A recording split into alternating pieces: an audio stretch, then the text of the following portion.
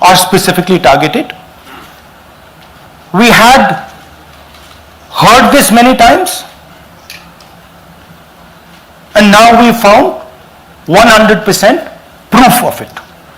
Please understand, I am not going to say anything on this stage that is not backed up by 100% proof. I am somebody who loves my country. I love my constitution. I love the democratic process, and I am protecting that process. And so I am not going to say anything here that is not going to be based on 100% proof that you can determine. The burden of the judgment is yours. I am going to lay the proof in front of you. You will see it and say, actually, this is pretty solid proof. Aland is constituency in Karnataka. 6,018 votes. Somebody tried to delete 6,018 votes. We don't know the total number of votes that were deleted in Aland in the 23 election. They are much higher than 6,018, but somebody got caught deleting 6,018 votes. And it was caught, like most crimes, by a coincidence. What happened was, the booth level officer there noticed that her uncle's vote was deleted. And so she checked who deleted her uncle's vote, and she found that it was a neighbor. पड़ोसी ने uncle का vote delete किया था. उसने जाके पड़ोसी से पूछा कि आपने मेरे अंकल का वोट क्यों डिलीट किया. पड़ोसी ने कहा, मैं तो जानता ही नहीं, मैंने तो कुछ वोट डिलीट ही नहीं किया. Neither did the person deleting the vote know, nor did the person whose vote was deleted know. Some other force hijacked the process and deleted the vote. And as luck would have it, got caught. What does the operation look like? In Anand, 6,018 applications were filed, impersonating voters. The people who filed these applications actually never filed them. And we will show you evidence of that on this stage. The filing was done automatically using software. We will show you that. Mobile numbers from outside Karnataka, from different states, and you will see on the map, from different states were used to delete numbers in Aland. And it was done targeting Congress voters. So this was not random. We will show you again that these deletions were specifically targeting booths where the Congress party was winning. Here is example number one, lady called Godabai.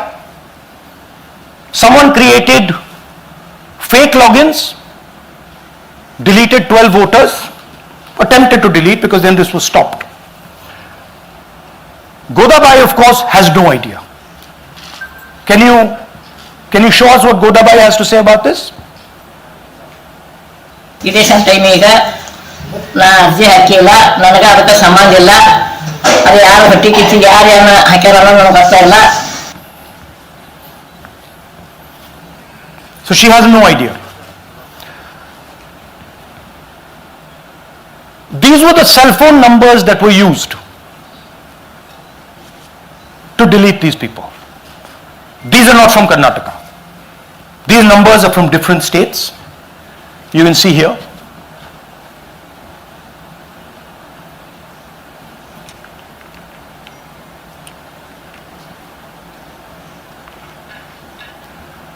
So the question is, whose numbers are these? How were they operated? Where were they operated from? Who generated the OTPs to disturb the process? Now these are questions that arise out of this. Here's example 2. Suryakant. This gentleman apparently deleted 12 voters in 14 minutes. He filled 12 deletion forms in 14 minutes. I'd like you to meet him. He's here. That's one of the people. That's one. Namaskar bhi aiye. Babita Chaudhary is one of the votes that he is supposed to have deleted. Aiye bhaiya. He is supposed to have deleted. This is the gentleman. ये इनका vote delete किया जा रहा था, ये कर रहे थे. इनसे आप पूछिए, बताइए. That's our candidate. हाँ, कन्नड़ा में बोलिए. ನನ್ನ ಹೆಸರು ಸೂರ್ಯಕಾಂತ್ ಗೋವಿನ. ನಾನು ಸರ್ಸಂಬ ಗ್ರಾಮದಲ್ಲಿ ಇದ್ದೆ. ನನಗೆ ನಾಲೆಜ್ ಇಲ್ಲದೆ ನನ್ನ ಹೆಸರು ಮೇಲೆ 9 ಜನರ ಲಿಸ್ಟನ್ನು ಡಿಲೀಟ್ ಮಾಡಿದ್ದಾರೆ. ಅದು ಯಾಕಂತ ಇವರು ನನಗೆ ಬಂದು ಕೇಳಿದರು, ನಮ್ಮ ಹೆಸರು ನೀವು ಯಾಕೆ ಡಿಲೀಟ್ ಮಾಡಿದ್ರಿ ಅಂತ. ಅದಕ್ಕೆ ನಾನು ನಮ್ಮ ಸಾಹೇಬ್ರಿಗೆ ಹೇಳಿದೆ, ನಾನು ಡಿಲೀಟ್ ಯಾರಿಗೂ ಮಾಡಿಲ್ಲ, ಅಪ್ಲಿಕೇಶನ್ ಕೊಟ್ಟಿಲ್ಲ, ಆದರೂ ಡಿಲೀಟ್ ಆಗ್ಯದ, ಅದು ನೋಡ್ರಿ ಅಂತ. ಹಾಗಾಗಿ ತಹಶೀಲ್ದಾರ್ಗೆ ಹೋಗಿ ಕಂಪ್ಲೇಂಟ್ ಕೊಟ್ವಿ. ಮತ್ತು ಕಮಿಷನರ್ ಇದು ನಮ್ಮ ಜಿಲ್ಲಾ ಎಲೆಕ್ಷನ್ ಒಂದು ಇದಕ್ಕೆ ಕಂಪ್ಲೇಂಟ್ ಕೊಟ್ವಿ. ನನ್ನ ಹೆಸರು ಮೇಲೆ 12 ಜನರದು ಡಿಲೀಟ್ ಮಾಡಿದ್ದು ನಿಜ ಇರ್ತದೆ. थोड़ा ट्रांसलेट कर लीजिए. मेरे नाम पे 12 लोगों का नाम डिलीट किया गया है. हालांकि मुझे मालूम नहीं, मैं कभी किसी को मैसेज भेजा भी नहीं, मैं बुलाया भी नहीं.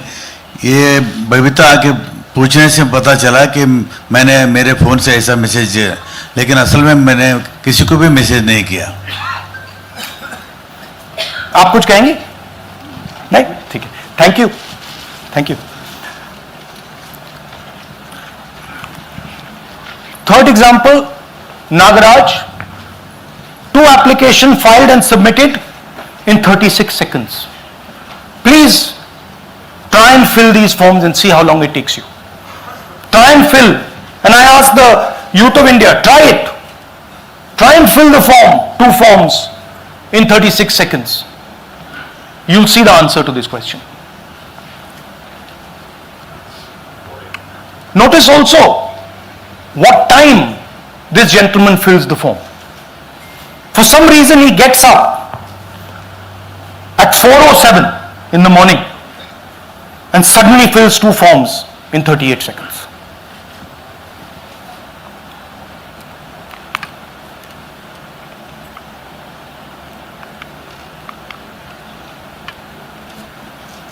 Now let's talk about how this is being done and why I am saying and we are saying that this is being done in a centralized manner, and this is being done not using individuals but using software. Look at the serial numbers. Serial number 1, serial number 1, serial number 1, serial number 1. Serial number 1 means that this is the first person whose name, this is the first name in the booth. So a software is picking up the first name in the booth and using it to delete voters. So someone ran an automated program that ensured the first voter of the booth was the applicant. That same person got cell phones from outside the state, used them to file the applications.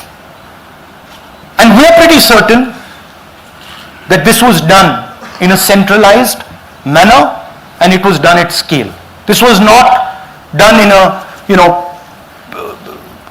at a worker level. This was done at a call center level. Okay? Targeted deletions in strong Congress booths. The top 10 booths with maximum deletions are Congress strongholds. Congress won 8 other 10 booths in 2018. This was not a coincidence. This is a planned operation. Now, let's come to why I'm making such a direct accusation about this gentleman, Gyanesh Kumar. There is an ongoing investigation on this matter in Karnataka. The CID of Karnataka has sent 18 letters in 18 months. 18 letters in 18 months to the Election Commission. And they have asked the Election Commission for some very simple facts. Number one, give us the destination IP from where these forms were filled. Number two, give us the device destination ports from where these applications were filed. And number three, most important, give us the OTP trails, because when you file, you have to get an OTP. 18 times in 18 months. The CID of Karnataka has written to the Election Commission for this, and they are not giving it. Why are they not giving it? Because this will lead us to where the operation is being done from. And we are absolutely convinced where this is going to lead.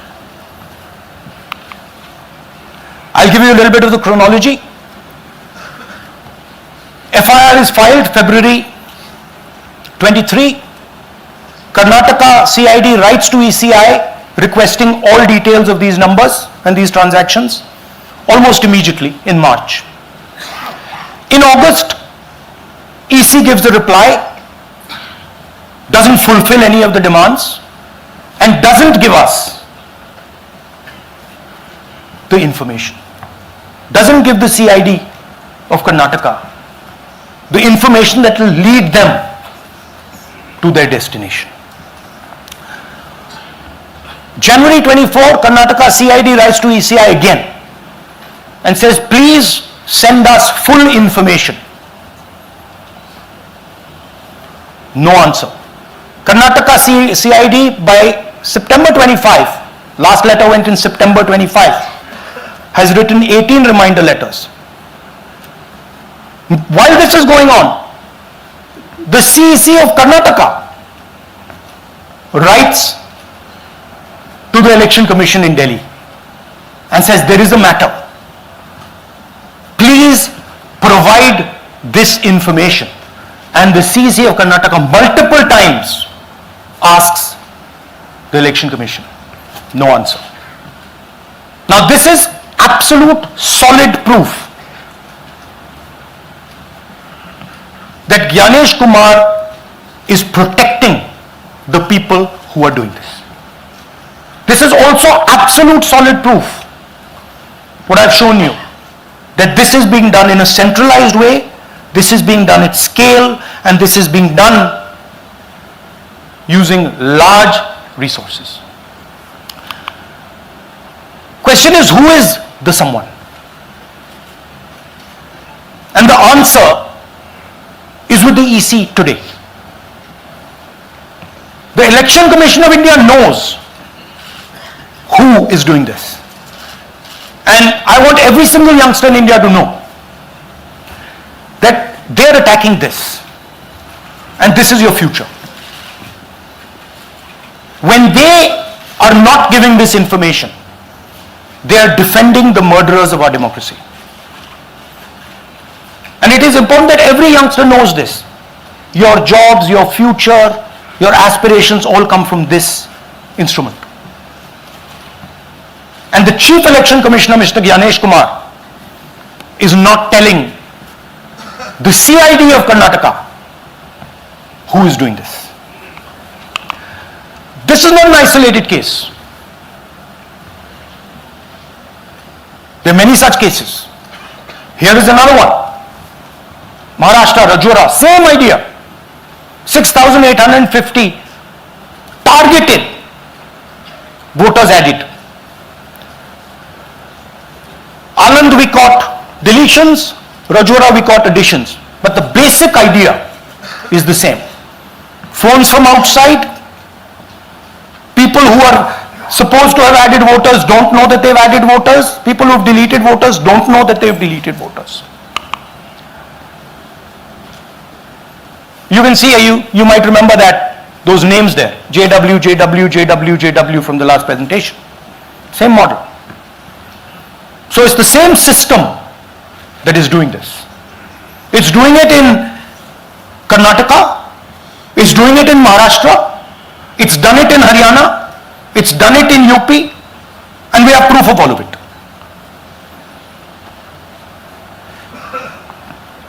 Names are being filled, addresses, the address is Sasti, Sasti, Sasti, Sasti. Name is UQ, JJW.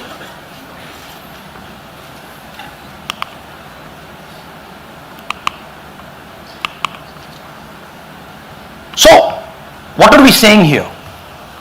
That the Chief Election Commissioner of India, Gyanesh Kumar, needs to stop protecting the people who are destroying Indian democracy. We have given you 100% bulletproof proof here. It cannot be doubted. You have seen it with your own eyes. Right? EC has to release this data of these phones, these OTPs, within a week. Otherwise,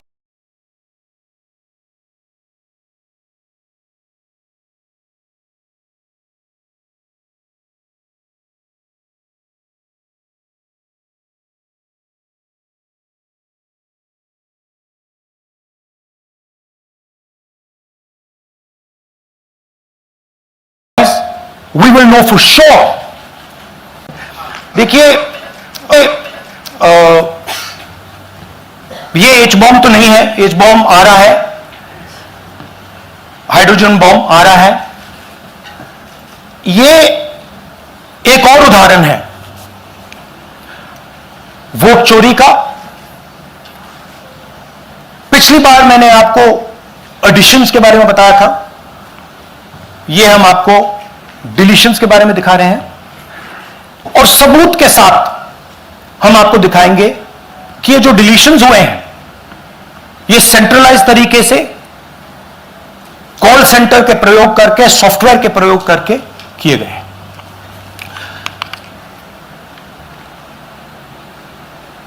हमारे पास इस presentation में जो मैंने आपको अभी दिखाया 100% सबूत है, प्रूफ है कि ज्ञानेश कुमार जी हिंदुस्तान के चीफ इलेक्शन कमिश्नर वोट चोरों की रक्षा कर रहे हैं, और यह मैं आपको अभी दिखाने जा रहा हूं. हर इलेक्शन में हमें रिपोर्ट आती थी कि वोटर्स डिलीट हो रहे हैं. कांग्रेस वोटर्स डिलीट हो रहे हैं, ऑपोजिशन के वोटर्स डिलीट हो रहे हैं, दलित वोटर्स डिलीट हो रहे हैं, आदिवासी हो रहे हैं, माइनॉरिटी वोटर्स डिलीट हो रहे हैं, ओबीसी वोटर्स डिलीट हो रहे हैं. मगर जब डिलीट होते हैं ऑपोजिशन के ही होते हैं. कर्नाटक में आलंद कंस्टिट्यूएंसी है, यहां पे चोरी पकड़ ली, कोइंसिडेंस से पकड़ी. वहां की जो बीएलओ थी उसने देखा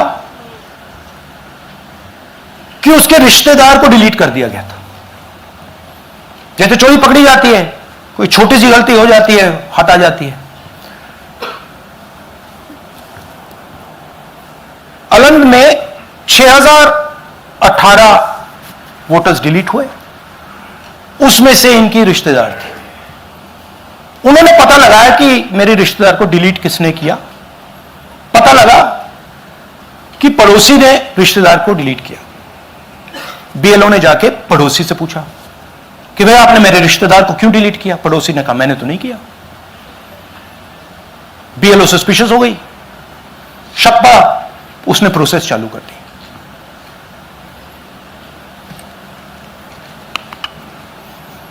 पता क्या लगा कि कोई ना कोई, किसी ने अलंग में वोटर डिलीशन सिस्टमैटिकली ऑर्गेनाइज तरीके से, सेंट्रलाइज तरीके से किया। हमें यह नहीं मालूम कि आनंद में कितने वोटर डिलीट हुए, क्योंकि इससे बहुत ज्यादा हो सकते हैं। 6000, तकरीबन 6000 पकड़े गए, उस पर इन्वेस्टिगेशन हो गया। क्या पता लगा कि फाइलिंग ऑटोमेटिकली ऑनलाइन हो रही है। मोबाइल नंबर्स कर्नाटक के नहीं यूज हो रहे, मोबाइल नंबर्स दूसरी स्टेट्स के यूज हो रहे हैं। इनफैक्ट कर्नाटक के नंबर थे ही नहीं उसमें। मतलब आप दिल्ली में बैठे डिलीट कर रहे हो, आपका नंबर तमिलनाडु का है।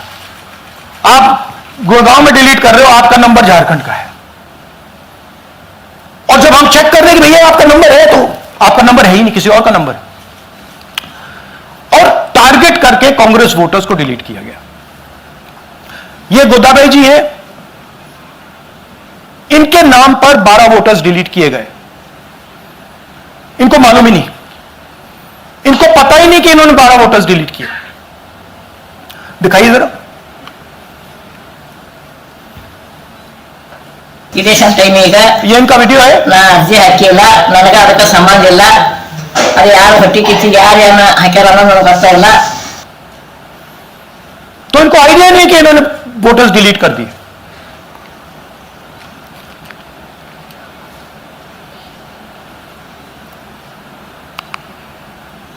ये सारे के सारे जो नंबर्स हैं, ये कर्नाटक के नंबर्स नहीं है, ये अलग अलग स्टेट्स के नंबर्स हैं। और इन नंबर्स को आप फोन करके देखिए, रिप्लाई नहीं आता है।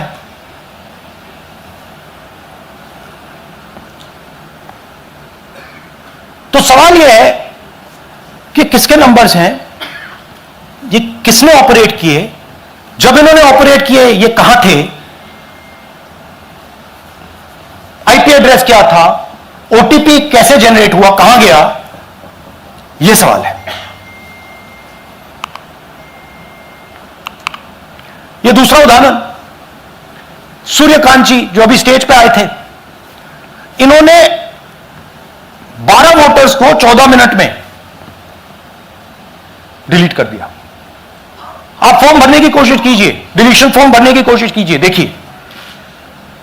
और जब हमने इनसे पूछा कि भैया आपने ये कैसे किया, वो कहते हैं मैंने तो नहीं किया, मैं तो जानता ही नहीं हूं।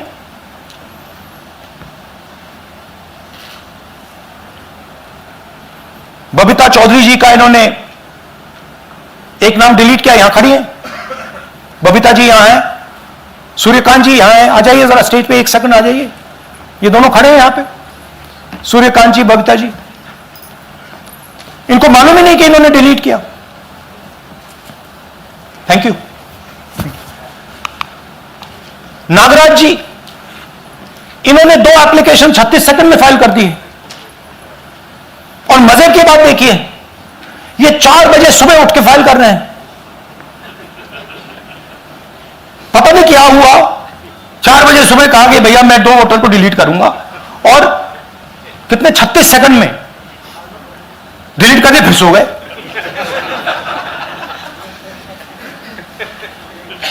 हमारी माइंड में पहले सवाल था कि क्या इलेक्शन कमीशन भी सो रहा है, मगर नहीं, सोया कोई नहीं है, जगे हुए हैं, सिस्टमैटिकली मदद हो रही है। यह देखिए दूसरी बात, जो भी डिलीट कर रहा है वोटर लिस्ट में उसका सीरियल नंबर 1 है। मतलब जो भी वोटर लिस्ट में पहले नंबर पे आता है वही डिलीट कर रहा है। 5वें नंबर वाला, 7वें नंबर वाला, 10वें वाला कोई नहीं कर रहा। तो हो क्या रहा है, सॉफ्टवेयर से यह काम किया जा रहा है। सॉफ्टवेयर प्रोग्राम कह रहा है पहला नाम निकालो और इसका प्रयोग करके डिलीट करो। टारगेटेड डिलीशंस हो रहे हैं।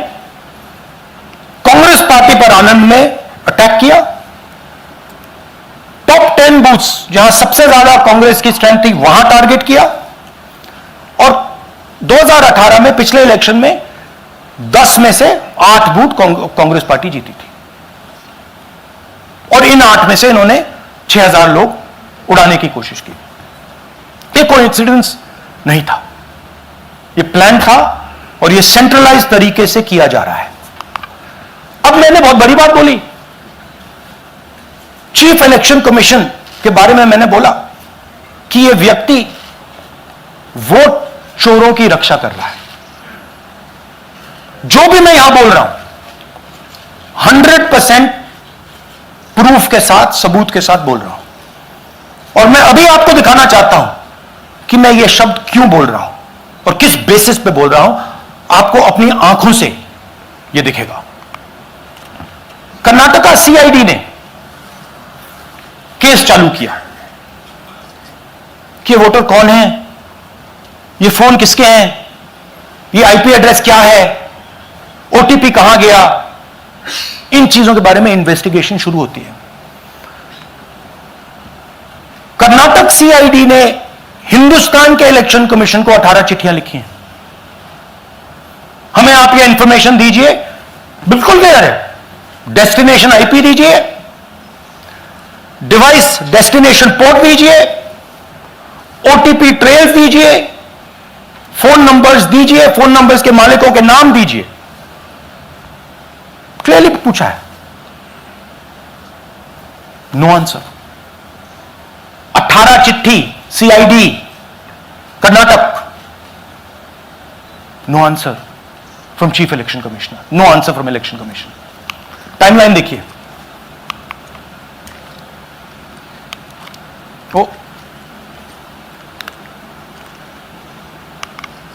ओके, फरवरी 23 में इन्वेस्टिगेशन शुरू होती है। मार्च 23 में कर्नाटका सीआईडी चिट्ठी लिखती है ईसीआई को कि हमें सारे डिटेल्स दे दीजिए। अगस्त में इनकंप्लीट डिटेल्स दी जाती है जिससे कोई इन्वेस्टिगेशन आगे नहीं बढ़ेगा। जिन चीजों की जरूरत थी वो नहीं दी, जिसकी जरूरत नहीं थी वो सारी दे दी। पहला सबूत। दूसरा सबूत, 18 बार रिमाइंडर लेटर गए हैं। आपको अगर सीआईडी एक बार लेटर भेज दे और आप नहीं गए, आप जानते हो क्या होगा। यहां पे इलेक्शन कमीशन को 18 बार लेटर गए हैं, कुछ नहीं हुआ है। बाद में क्या होता है, कर्नाटक ईसी इलेक्शन कमीशन को लिखता है, कहता है भैया हमें दे दीजिए, आपको इंफॉर्मेशन देना पड़ेगा। No reply. मार्च 25 में आखिरी लेटर सितंबर में गया है, कुछ ही दिन पहले। No reply from EC. यह है सबूत कि ज्ञानेश कुमार जी वोट चोरों की रक्षा कर रहे हैं और यह ब्लैक एंड व्हाइट सबूत है, इसमें कोई कंफ्यूजन नहीं है कहीं।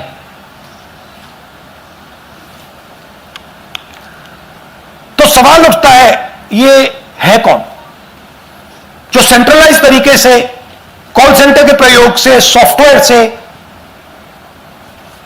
अलग अलग प्रदेशों में वोट डिलीट कर रहे हैं, ऐड कर रहे हैं। इलेक्शन कमीशन जानता है, ज्ञानेश कुमार जी जानते हैं। अच्छा, ये सिर्फ आनंद में नहीं हुआ, ये अलग अलग कंस्टिट्यूएंसीज में हुआ है। आनंद में लीगल प्रोसेस चालू हो गई, पकड़ लिया। यहां महाराष्ट्र में उसी मोडस ऑपरेंडी से, उसी सिस्टम से यहां पे वोट ऐड हुए हैं।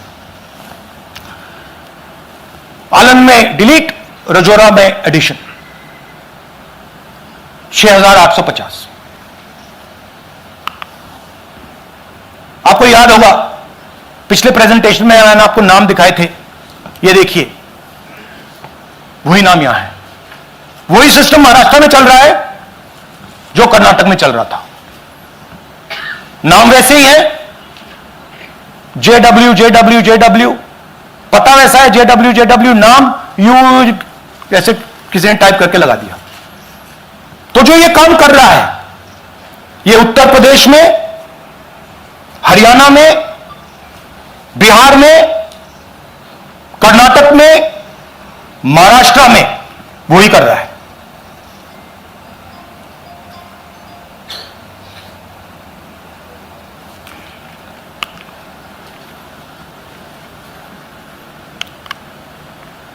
तो हमारी डिमांड है, ज्ञानेश कुमार जी, आप अपना काम कीजिए। आपने ओथ लिया है, आप हिंदुस्तान के चीफ इलेक्शन कमिश्नर हैं।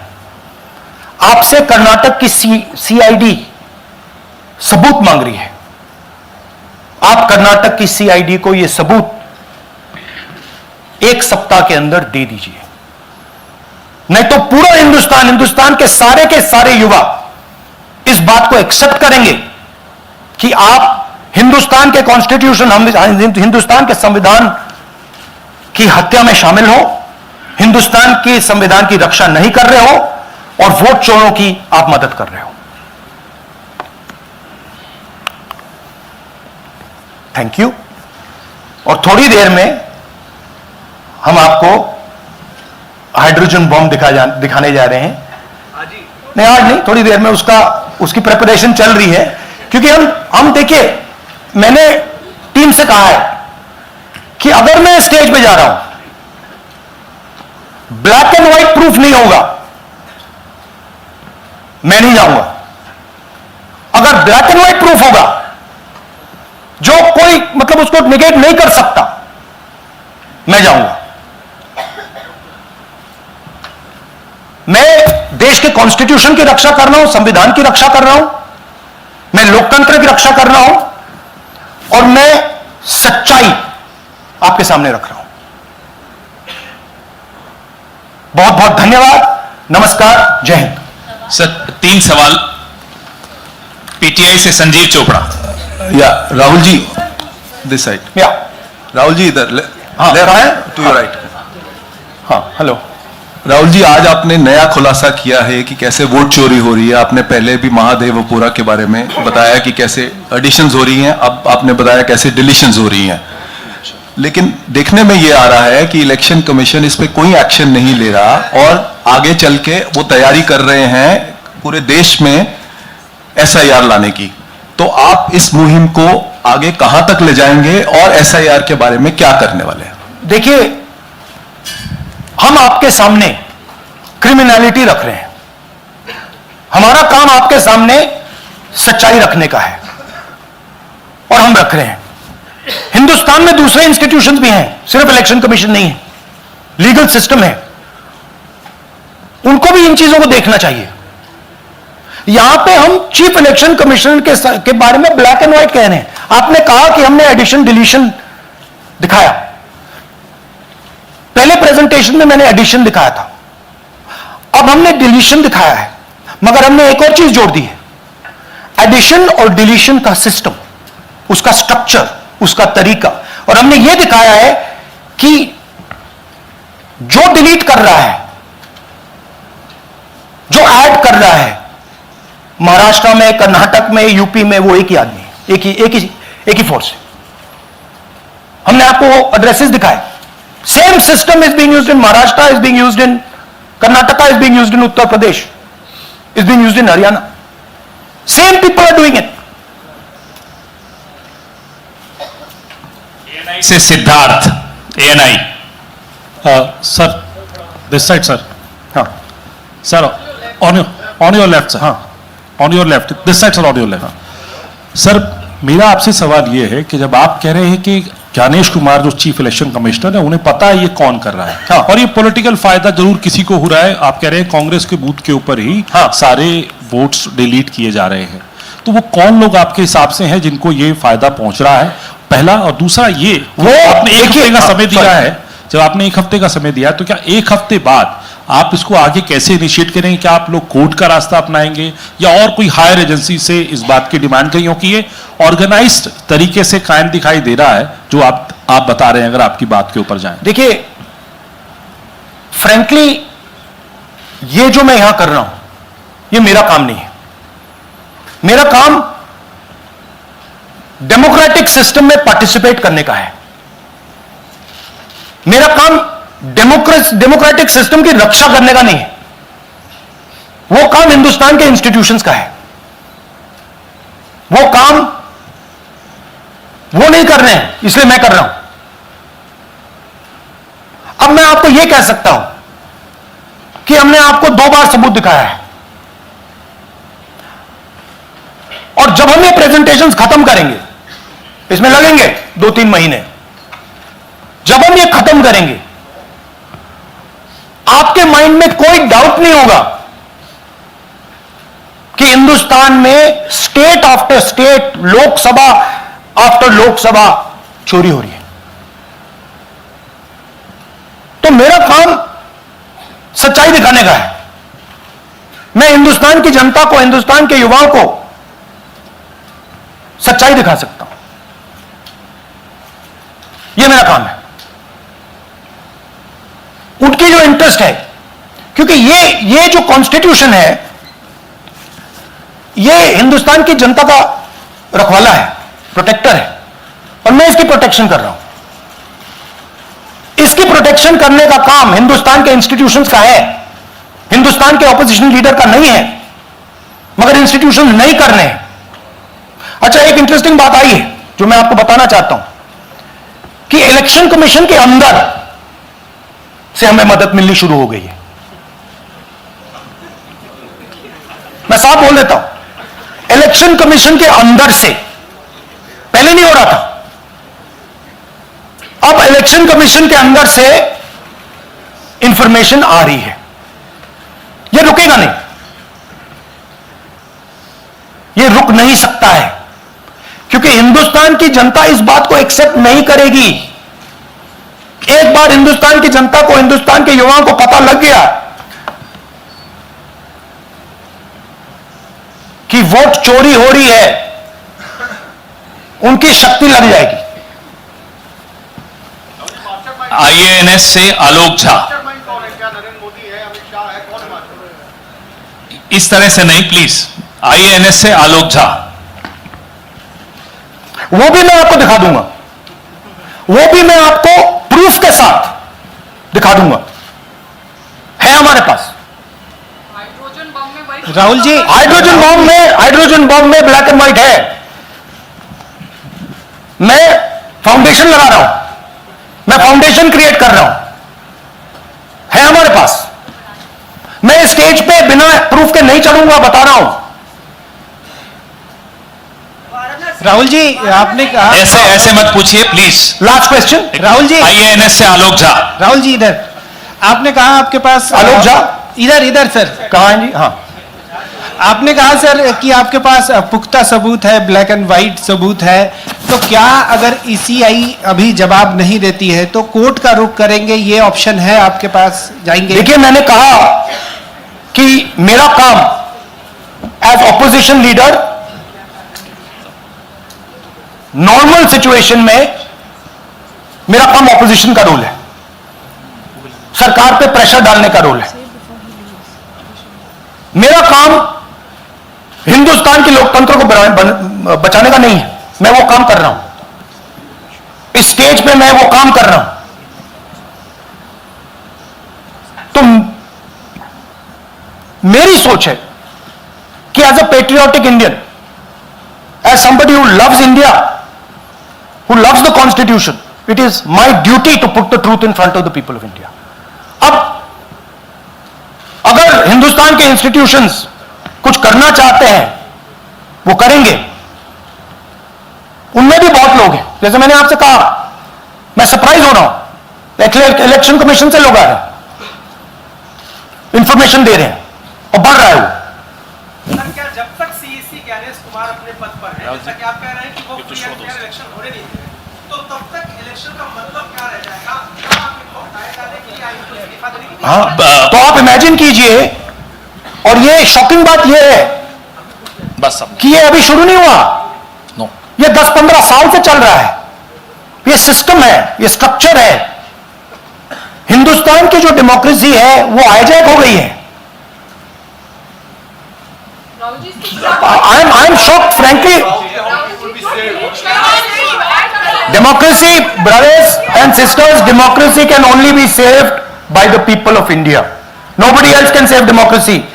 Rahul Gandhi can come here and say something and say this is the truth. But the people of India, who I believe in, who I love, can do it. The day the people of India realize that आपका जो लोकतंत्र है, आपका जो संविधान है, वो आपसे चोरी हो गया है, उस दिन काम हो जाएगा. Thank you. अब आप लोग अपने स्थान पर खड़े हो जाइए राष्ट्रगान के लिए. ये